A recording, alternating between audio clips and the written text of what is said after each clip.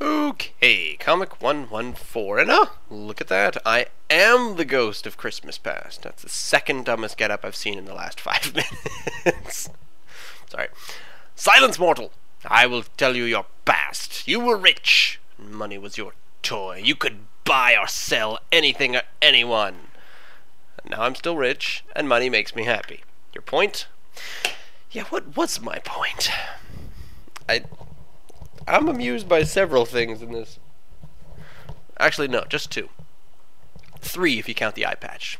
Love the eye patch. My favorite part about the eye patch is that it's a bit low.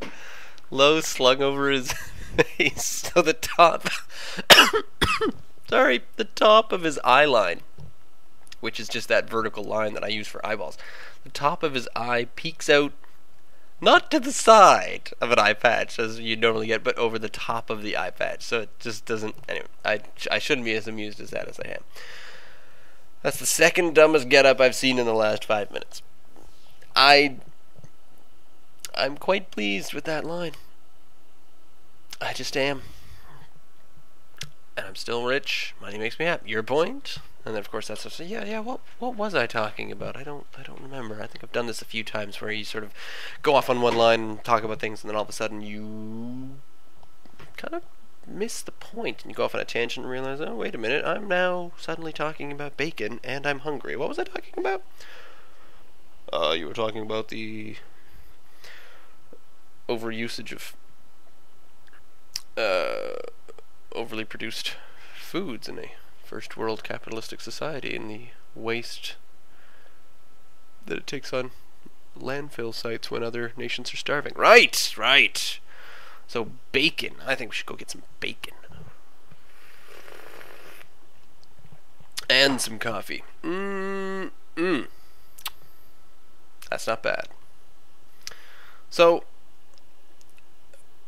I usually get to walk in the morning with one of my kids, and she's been describing this project where she's part of a writers club. Bear with me, I'm getting there. And in that writers club, they've been asked to all each come up with sort of an ideas for a book, and they're going to try to write like a story, and then hopefully get those stories published. They have some sort of deal or promise from one of the local publishers. And they're going to say, oh yeah, if you guys are going to do a writing group, then we'll publish a book. So she's very excited about that, except that she doesn't like writing all that much. However, she's really been enjoying... She loves to read, and one of the things that she's enjoyed reading recently has been a few graphic novels. So she likes graphic novels and, well, Nancy Drews at the moment. But I then said, well, is it possible to do a graphic novel for this story project? Because, you may not really like sitting down and typing and writing out a story by hand, just the words, but you like to sit down and draw out a story. And she says, yeah, I could do that. And she said, because drawings can be a story. I said, of course they can be a story. That's what graphic comics are. They're graphic novels and comic books in general. They're telling a story with pictures, with a visual aid. So since she loves to draw, I suggested doing this. This only came up this morning. This is just a conversation that I had like 5-10 minutes ago, so it's still kind of fresh in my mind. I just wanted to talk about it, mostly due to the fact that I don't have anything else to say about this comic. So, just to say that yes, I'm trying to hand on to another generation the concept that was the basis of me trying to do this little comic project. I'm 114 comics in. It went on to do a lot more than that, where it was just me drawing stuff, and as I drew, the story kind of drove itself. Something would lead to something else, and I would say, oh, well, this should happen next, or oh, well, this should happen next. And every now and then, something in my actual life would spark a sudden plot change that I'd want to or have to talk about. Not really talk about, just sort of interpret into the story, and it would change.